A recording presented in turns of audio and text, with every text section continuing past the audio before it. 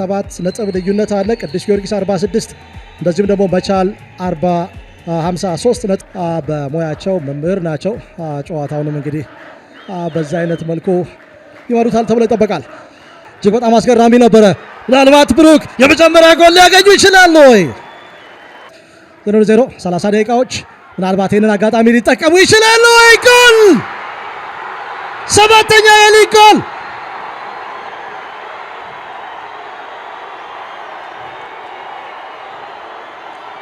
የዚህ የውድድር ዘመን የቅዱስ ጊዮርጊስ እስትንፋስ ነው ያለ ጥርጥር ፍጹም ጥላሁን።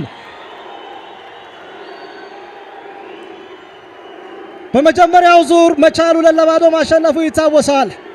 ባለፈው ዓመት እዚህ ሜዳ ላይ የአቻነቱን ጎል ያስቆጠረው ፍጹም ተኛ ባበራ ፍላጎት ዘመን ቸርነት ጎግሳ ሌላ የሜዳ ለውጥ ያደረገ ተጫዋች ዓለም ብርሃን ይግዛው መሐመድ አበራ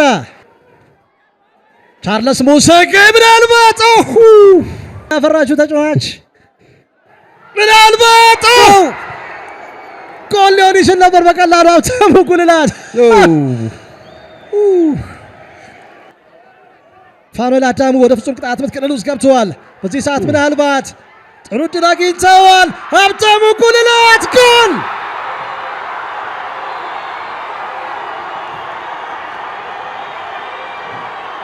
የሁለቱ ቡድኖች ጨዋታ የጨዋታው ታሪክ እዚህ ጋር በቃ ይመስላል። እጅግ በጣም የተለየ መረጋጋት ከወጣቱ አማካይ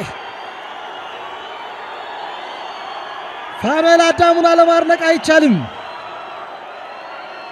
ማጥቃት ጳውሎስ ከንቲባ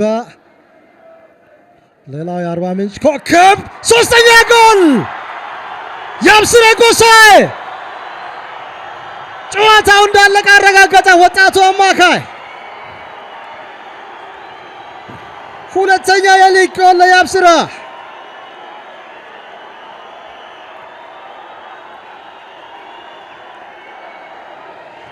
ቅዱስ ጊዮርጊስ የተለየ ምሽት እያሳለፉ ይገኛሉ። ወጣቶቹ ተጫዋቾች የበለጠ አንጸባረቁ።